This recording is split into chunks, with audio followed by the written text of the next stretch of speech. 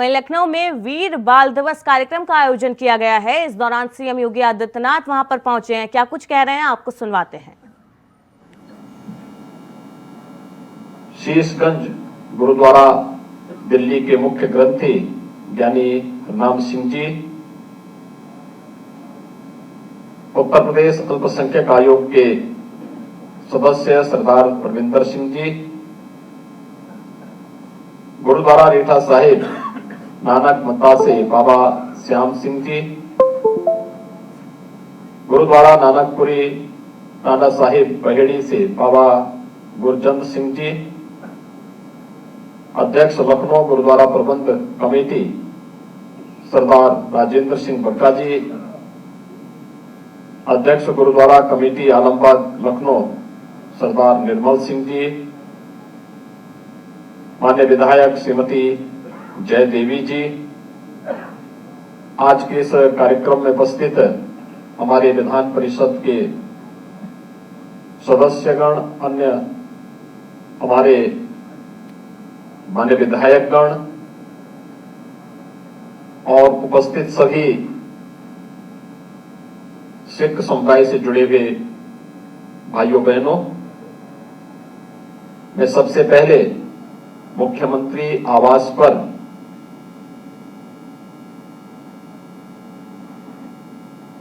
गुरु साहब की यात्रा यहां पर आई है, मैं इसके लिए आप सबका हृदय से अभिनंदन करता हूं। पवित्र गुरु ग्रंथ साहिब को नमन करते हुए आप सबका हृदय से धन्यवाद ज्ञापित करता हूं कि आपने देश के यशस्वी प्रधानमंत्री आदरणीय श्री नरेंद्र मोदी जी के द्वारा घोषित 26 दिसंबर की स्थिति को साहबजादा दिवस के रूप में, बाल दिवस के रूप में आयोजित करने के मुख्यमंत्री आवास के इस कार्यक्रम में आप सब पधारे हैं। मैं इसके लिए आप सबका हृदय से अभिनंदन करता हूं। मेरे लिए और हम सब के लिए यह दिन सिख गुरुओं के प्रति और गुरु गोविंद सिंह जी महाराज के 4 साहबजादों के बलिदान के प्रति कृतज्ञता ज्ञापित करने का भी एक अवसर है। सिख गुरुओं का जो त्याग था, जो बलिदान था, वह तो एक प्रेरणा है ही, लेकिन गुरु गोविंद सिंह जी महाराज ने अपने 4 साहबजादों को भारत की धर्म, भारत की संस्कृति की रक्षा के लिए बलिदान किया। बाबा अजीत सिंह जी, बाबा जुझारू सिंह जी, बाबा जोरावर सिंह जी, बाबा फतेह सिंह जी, 4 पुत्र भारत की धर्म की रक्षा करते हुए बलिदान होते हैं। माता गुजरी, जिन्होंने रक्षा का दायित्व अंतिम समय तक निभाते निभाते अंत में स्वयं भी उन्होंने अपने आप को परमात्मा में लीन कर दिया। लेकिन जब गुरु गोविंद सिंह जी महाराज से पूछा गया कि आपके 4 पुत्र शहीद हुए हिंदुस्तान के लिए, धर्म की रक्षा करते हुए, तो उस समय भी उनके मुंह से एक ही बात निकली थी कि 4 मुए तो क्या भे, जीवित कई हजार। यानी अपने परिवार के लिए नहीं, देश और समाज के लिए, धर्म के लिए जिनका पूरा जीवन समर्पित था, उनके स्मृति में आयोजित होने वाला कोई भी कार्यक्रम हम सब के लिए कृतज्ञता ज्ञापित करने का एक कार्य आयोजन होता है। उसी कृतज्ञता ज्ञापित करने के क्रम में मुख्यमंत्री आवास में बाल दिवस के कार्यक्रम की श्रृंखला हम सबको अभिभूत करती है, अपने इतिहास के साथ जोड़ती है भक्ति से शक्ति की प्रेरणा प्रदान कर रही सिख गुरुओं के प्रति शीश नमन करने का एक अवसर प्रदान करती है। और इसलिए मैं आप सबका इस अवसर पर हृदय से अभिनंदन करता हूं, स्वागत करता हूं। बाबा अजीत सिंह जी को, बाबा जुझारू सिंह जी को, बाबा जोरावर सिंह जी को, बाबा फतेह सिंह जी को धर्म के लिए बलिदान देने की इस उत्कृष्ट परंपरा को भी नमन करता हूं।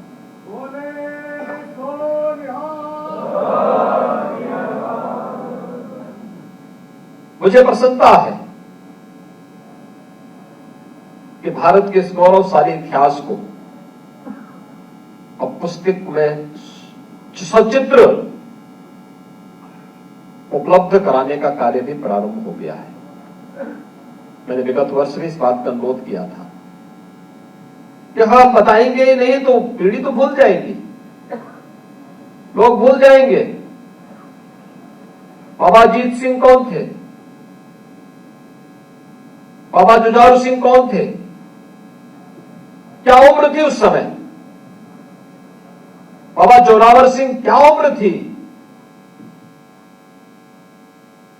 बाबा फतेह सिंह एक नन्हा सा बालक, लेकिन अपने धर्म के पद से विचलित नहीं होना है,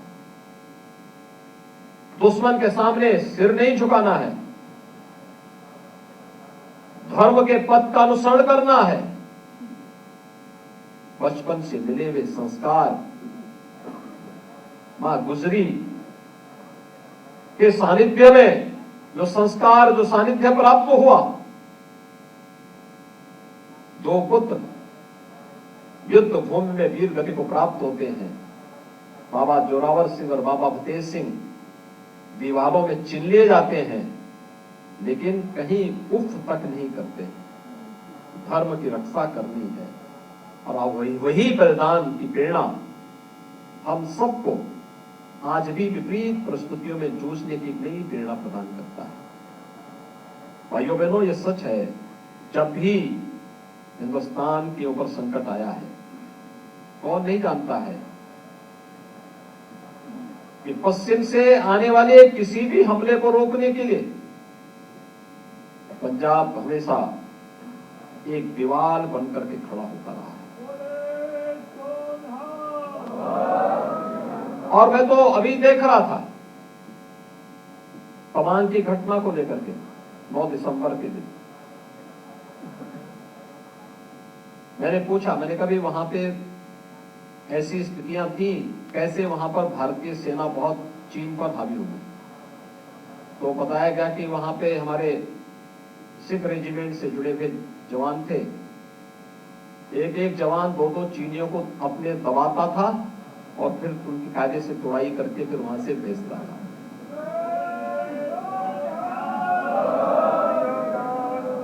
ये है शौर्य, ये है पराक्रम। और मुझे लगता है कि हम सबको इस परंपरा को आगे बढ़ाने के लिए जिस भी स्तर पर प्रयास हो सकते हैं, उस पर हम सबको सामूहिक रूप से अपना योगदान देना चाहिए, क्योंकि ये तो अपनी परंपरा के प्रति, अपने पूर्वजों के प्रति एक कृतज्ञता ज्ञापित करने का एक अवसर हम सबको प्राप्त होता है। आज के इस अवसर पर मैं गुरु गोविंद सिंह जी महाराज के 4 साहबजादों को, जिन्होंने सरहिंद की रक्षा के लिए, हिंदू धर्म की रक्षा के लिए अपने आप को बलिदान दिया, हम आभारी हैं प्रधानमंत्री मोदी जी के, जिन्होंने 26 दिसंबर की तिथि देश के इतिहास में बाल दिवस के रूप में घोषित किया। मैं लखनऊ और गोरखपुर के गुरुद्वारा प्रबंध समिति से जुड़े पदाधिकारियों को मैं हृदय से धन्यवाद दूंगा कि बाल दिवस के इस कार्यक्रम के लिए बार बार आग्रह करते रहे। ये दिवस होना ही चाहिए और हम लोगों ने आयोजन यहाँ प्रारंभ किया, उसकी गूंज देश और दुनिया के अंदर सुनाई देने लग गई और परिणाम हम सबके सामने है।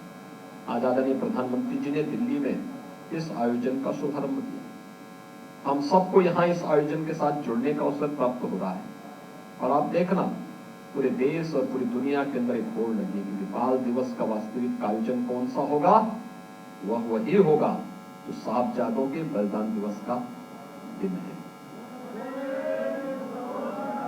और यही वास्तविक इतिहास है, यही वास्तविक इतिहास भी है। और इस वास्तविक इतिहास के साथ हम सबको जुड़ने का आनंद प्राप्त हो रहा है। मैं एक बार फिर से आप सबको ये हमारा सौभाग्य है। लखनऊ का याह्यागंज गुरुद्वारा तो गुरु तेग बहादुर जी और गुरु गोविंद सिंह जी महाराज की स्मृतियों से जुड़ा हुआ गुरुद्वारा।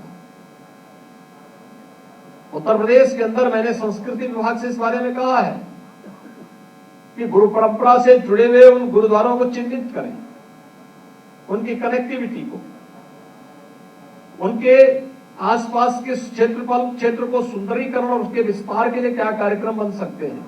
हमें एक ठोस कार्य योजना बनानी चाहिए, उस कार्यक्रम को आगे बढ़ाना चाहिए। नगर निगम ने यहाँ पर पार्क की स्थापना के लिए जो कार्यक्रम किए हैं, उससे जुड़ी हुई जो भी समस्या होगी, सरदार बलदेव सिंह गोरख जी यहाँ पर हैं, आप उनको एक जिम्मेदारी दें। परविंदर सिंह यहाँ पर हैं, इनको एक जिम्मेदारी दें, बताएं कि लोग शासन के संज्ञान में सारी चीजों को लें, सारी बाधाएं, कोई भी चीज आज के दिन पर अपनी गुरु परंपरा के प्रति सम्मान व्यक्त करने के लिए, साहबजादों को उनके अनुरूप सम्मान देने के लिए कोई भी चीज बाधा और बैरियर नहीं बन सकती है।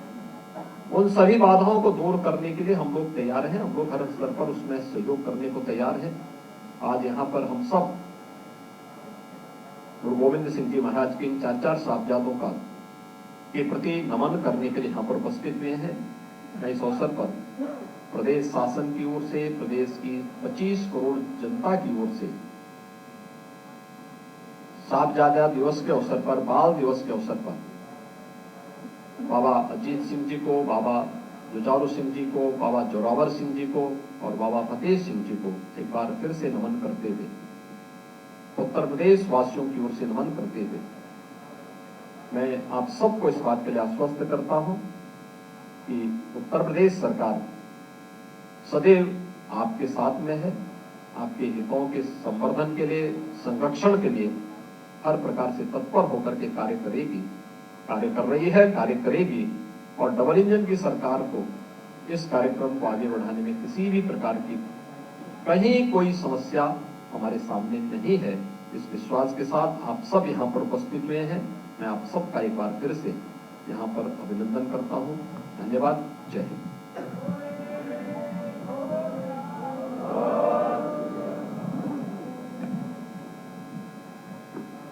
बहुत बहुत धन्यवाद करता हूँ मैं अपने प्रदेश के माननीय मुख्यमंत्री जी का, जिनके मुखारबिंद से बहुत सारी छोटी छोटी ऐसी बातें भी हमारे उसमें मिल गई हैं हमें, कि हमें पता आने वाले समय में ये सारी चीज़ें हो जाएंगी हम लोगों की। मैं माननीय मुख्यमंत्री जी आपसे एक चीज़ और आज बताना चाहूँगा। उसके बाद ये जो पुस्तक हमारे हाथ में है, इसके अलावा गुरु ग्रंथ साहिब जी के पावन स्वरूप जो यहाँ से ऑस्ट्रेलिया जाने हैं, उसके अलावा दुनिया भर में कहीं भी गुरु ग्रंथ साहिब के स्वरूप चाहिए, कहीं ये पुस्तकें चाहिए, गुरु संचियाँ चाहिए, ये हमारे पास पैकेट आए हैं SOS कि अपने बच्चों को सेव योर सोल्स हम कैसे संभाल सकते हैं।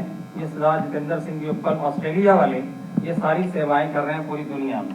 उनके हमें मतलब बड़ा गर्व है कि उनके समधी यहाँ लखनऊ के हैं सरदार मंजीत सिंह जी तलवार, जो कि ये सारी पुस्तकें और ये सारी चीज़ें इनके सहयोग से हमें यहाँ प्राप्त होती हैं। मैं इनका भी बहुत बहुत धन्यवाद करता हूँ। आज के कार्यक्रम का सरदार बलदेव सिंह जी औलख, परविंदर सिंह जी, गुरविंदर सिंह छाबड़ा जी और हमारी टीम मंजीत सिंह तलवार, गुरमीत सिंह रहेजा, गौरी गुलाटी जी, RK बत्रा जी, RK बोगरा जी कुमार जी, ये सारी टीम ने मिलकर इस आयोजन में हमें से सहयोग दिया। सरदार रविंदर सिंह कोहली जी, रविंदर सिंह केतु जी, मैं सबका बहुत बहुत धन्यवाद करता हूँ। सरदार मान सिंह जी मान, अजीत सिंह छाबड़ा कानपुर, मैं सबका बहुत बहुत धन्यवाद करने के साथ मैं निवेदन करूँगा माननीय बलदेव सिंह जी मंत्री जी से, माननीय मुख्यमंत्री जी का सम्मान करने की कृपा करें। सरदार में साथ में आ जाए ढिल्लन साहब जी की कृपया करें। जितने भी लोग आए हैं और पूरी दुनिया में यहाँ भी देखा जा रहा है, सुना जा रहा है, सबको मेरा प्रणाम, नमस्कार, सत श्री अकाल, वाहिगुरु जी का खालसा, वाहिगुरु जी की फतेह। ऐसी कुर्बानी की मिसाल दुनिया में नहीं मिलती। यहाँ पर 9 साल और 7 साल के साहबजादों ने ईन नहीं मानी, हार नहीं मानी, बहुत जुल्म किए गए, लालच दिए गए। उन्होंने कहा दशमेश पिता के लाल हैं और वो साहिबे कमाल हैं।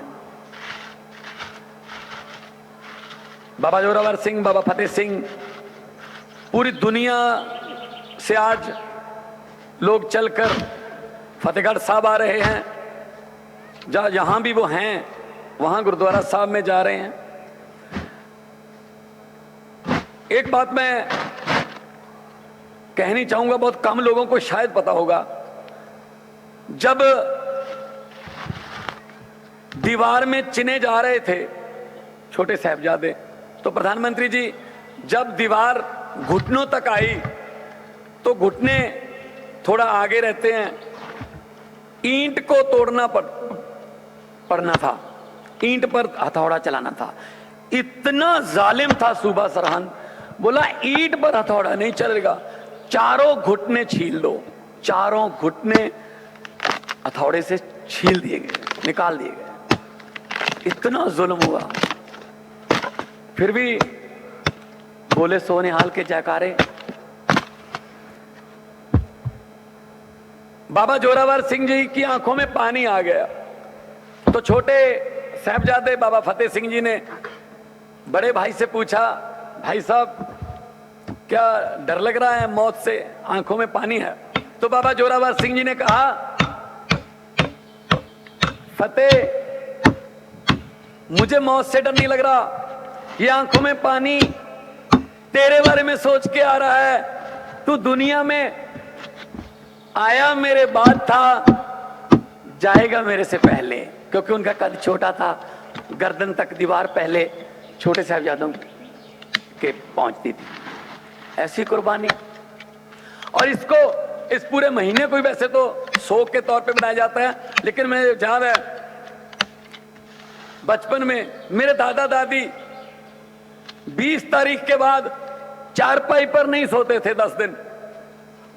तो बच्चों के मन में सवाल आ ही जाता है। मैं अपने माँ बाप से पूछता था, दादा दादी चारपाई पर क्यों नहीं सोते? तो उन्होंने बताया कि बेटा ये जो महीना है, ये जो हफ्ता है, ये बहुत ही अफसोस का है। जैसे घर में मौत हो जाए लोग चारपाई पर नहीं सोते, ये अपने छोटे साहिबजादे उनकी शहीदी का हफ्ता है तो लोग चारपाई पर नहीं सोते, अफसोस मनाते हैं, कोई खुशी का फंक्शन नहीं करते। इसको जोड़ मेल कहा जाता है, जोड़ मेला नहीं, जोड़ मेल। सर जोड़कर बैठो और अफसोस करो और कुर्बानी को याद करो और अगली पीढ़ियों को बताओ कि जुल्म के खिलाफ ऐसी कुर्बानियां 9 और 7 साल की उम्र में हो गई थी। आदमी बड़ा सालों से नहीं, आदमी बड़ा ख्यालों से होता है। ख्याल बड़े थे उनके, खून में जबर और जुल्म के खिलाफ लड़ने की दृढ़ता थी। आज हम सभी हमारे योद्धाओं को याद करते हैं। शहीद आजम भगत सिंह, राजगुरु सुखदेव, शहीद उधम सिंह जी का जन्मदिन है आज। क्यों याद करते हैं?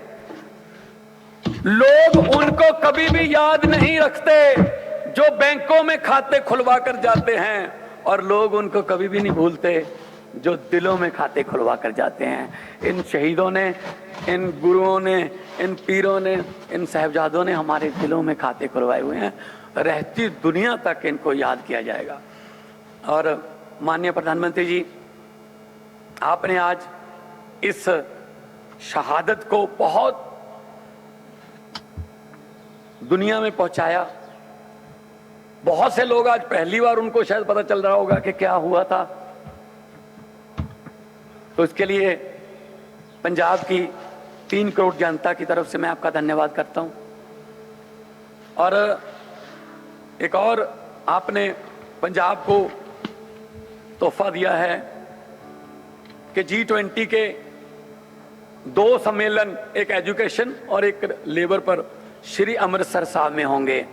और अमृतसर साहब गुरुओं पीरों की धरती है, दुनिया से लोग आएंगे हम उनको दरबार साहब दिखाएंगे, जलियांवाला बाग दिखाएंगे, बाघा बॉर्डर की परेड दिखाएंगे हमारे जवानों की, उनको दुर्गाना मंदिर दिखाएंगे, जगाराम तीर्थ दिखाएंगे और उनको बताएंगे कि हम ये लोग हैं, हम अपनी हॉस्पिटैलिटी के लिए मेजबानी।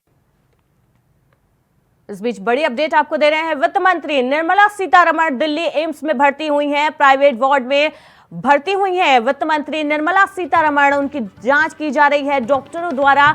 दोपहर करीब 12 बजे उन्हें अस्पताल ले जाया गया है। बड़ी अपडेट आपको दे रहे हैं। वित्त मंत्री निर्मला सीतारमण एम्स में भर्ती कराई गई हैं। एम्स के प्राइवेट वार्ड में डॉक्टर उनकी जांच कर रहे हैं। दोपहर करीब 12 बजे उन्हें अस्पताल लेकर आया गया है। हालांकि उन्हें क्या परेशानी है इस बारे में अभी कोई पुख्ता जानकारी नहीं हुई है, इस बारे में कोई स्पष्टीकरण अभी नहीं है, लेकिन उनको दिल्ली एम्स में भर्ती कराया गया है। बड़ी अपडेट आपको दे रहे हैं। वित्त मंत्री निर्मला सीतारमण दिल्ली एम्स में भर्ती कराई गई हैं। प्राइवेट वार्ड में वो भर्ती कराई गई हैं, जहां पर डॉक्टर्स उनके स्वास्थ्य की जांच कर रहे हैं। दोपहर करीब 12 बजे उन्हें अस्पताल लाया गया है, जहां पर डॉक्टर्स फिलहाल उनकी जांच कर रहे हैं। हालांकि किस वजह से उनको एम्स में भर्ती कराया गया है, वजह साफ नहीं हो पाई है, कोई पुख्ता जानकारी नहीं है, लेकिन दिल्ली एम्स में भर्ती कराया गया है। वित्त मंत्री निर्मला सीतारमण का डॉक्टर्स फिलहाल उनके स्वास्थ्य की जांच कर रहे हैं।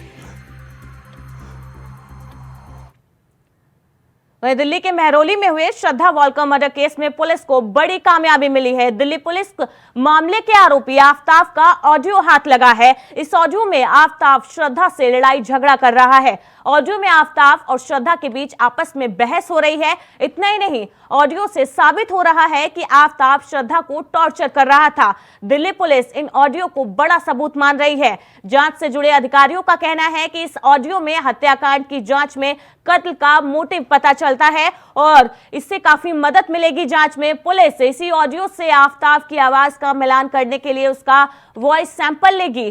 सीबीआई की CSFL टीम आफताब का वॉइस सैंपल लेगी, उसकी जांच की जाएगी। और श्रद्धा हत्याकांड में पुलिस के हाथ ये अहम सबूत लगा है, बड़ा खुलासा किया है। दिल्ली पुलिस के हाथ ऑडियो क्लिप लगा है आफताब का, जिसमें वो श्रद्धा से बहस कर रहा है, लड़ाई कर रहा है और पुलिस इसको बड़ा सबूत मान रही है। फिलहाल आफताब का वॉइस सैंपल लिया जाएगा टीम द्वारा, जिसके आधार पर मिलान किया जाएगा कि ये जो ऑडियो क्लिप पुलिस के हाथ लगी है, वो जो ऑडियो में बात हो रही है, वो आवाज आफताब की ही है।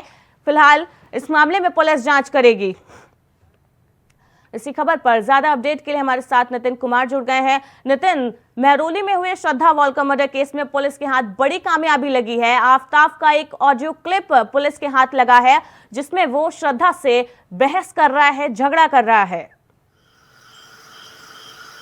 जी देखिए पूजा, बिल्कुल जिस तरीके से श्रद्धा मर्डर केस में जो है पुलिस लगातार जो है छानबीन कर रही है, आफताब से पूछताछ की जा रही है। जिस तरीके से पहले भी उससे पूछताछ की गई थी, तो पहले पूछताछ में उसने जो है सभी श्रद्धा की हत्या जो की गई थी उसके सारे सबूत उसने बता दिए गए थे। लेकिन अब दिल्ली पुलिस को एक बड़ी कामयाबी और हासिल हुई है। जिस तरीके से श्रद्धा की और आफताब की जो ऑडियो है वो वायरल हुई थी, उस ऑडियो को जो है खुलासा किया, उसमें जो है आफताब की आवाज़ है, जिस तरीके से श्रद्धा से वो लड़ाई झगड़ा कर रहा है और आफताब भी श्रद्धा भी उससे कुछ कह रही है। तो उस ऑडियो से पूरा तरीके से जो आज सबूत दिल्ली पुलिस के हाथ लगा, एक बड़ी सबूत माना जा रहा है। जिस तरीके से उसने 35 टुकड़े करे थे आफताब ने श्रद्धा के, तो उसी को देखते हुए तमाम वहाँ पर सबूतों के लिए पुलिस जो है छानबीन कर रही थी। लेकिन एक ऑडियो जो वायरल आज पता चला है कि श्रद्धा का और आफताब का ये दोनों का आपस में बीच में बातचीत करते हुए जिस तरीके से वो लड़ाई झगड़ा कर रहा था आफताब श्रद्धा से, तो साथ ही उसी तरीके से दिल्ली पुलिस उसके ऑडियो को जो है वॉइस सैंपल को जो है आज सैंपल के लिए भेजा जाएगा। जिस तरीके से वॉइस जो उसकी आवाज़ जो रिकॉर्ड करके उसे वो सैंपल रिकॉर्ड के लिए भेजा जाएगा। और साथ ही उसी को देखते हुए जो आफताब है वो काफ़ी दिन से जो है पुलिस की हिरासत में है। पुलिस उससे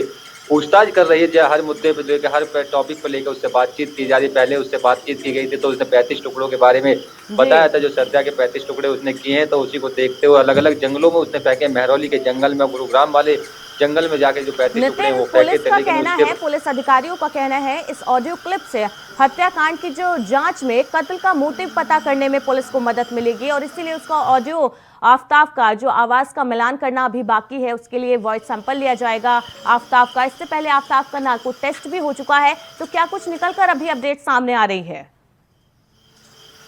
जी देखिए पूजा, बिल्कुल जिस तरीके से आफ्ताब का नार्को टेस्ट भी कराया गया था, उसका भी जो सैंपल है वो भी ले लिया गया, लेकिन उसके बाद अब ऑडियो जो मिली है उससे एक बड़ी क्लिप मिली है, जिस तरीके से सद्या और आफ्ताब में के बीच, दोनों के बीच में जो झगड़ा है जी। वो चल रहा है। उस ऑडियो में साफ साफ नजर आ रहा है कि जिस तरीके से ऑडियो वायरल हुआ है और उस ऑडियो में आफ्ताब जो है सद्या से लड़ाई कर रहा है और झगड़ा कर रहा है, तो उसी पे जो वॉइस सैंपल है, दिल्ली पुलिस का कहना है कि जिस तरीके से काफी दिनों से परेशान दिल्ली पुलिस चल रही थी इस मामले को देखते हुए, तो आफ्ताब काफी दिनों से जो है दिल्ली पुलिस के हिरासत में है, उससे पूछताछ करने में लगी थी। लेकिन अब जिस तरीके से ऑडियो वायरल जो हुआ था, उस ऑडियो को हाथ लगा दिल्ली पुलिस के, उसके तमाम सबूतों तक दिल्ली पुलिस पहुंच जाएगी और साथ ही जल्दी से जल्दी इसका और भी खुलासा करेगी। दिल्ली पुलिस का कहना है कि जिस तरीके से अब ऑडियो दिल्ली पुलिस के हाथ लगा है, इसमें और भी कुछ सबूत हैं जो निकल के आएंगे। जिस तरीके से उसने हत्या की है, किस चीज को लेकर ये हत्या की है, तो उसके मामले को जांच पड़ताल में दिल्ली पुलिस लगी हुई है। लेकिन जिस तरीके से उसने मर्डर किया था, मर्डर के जी। खुलासे करने के लिए दिल्ली पुलिस हर पहलू तक काम कर रही है। पहले अलग अलग टीम यहाँ पर लगाई गई थी, फॉरेंसिक टीम भी लगाई गई है, जिससे इसमें जो आफ्ताब है उससे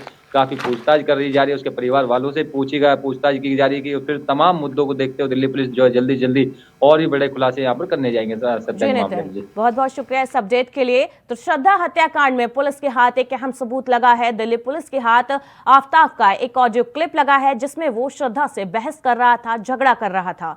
बुलेटिन में फिलहाल इतना ही। लगातार खबरों के लिए देखते रहिए इंडिया वॉइस।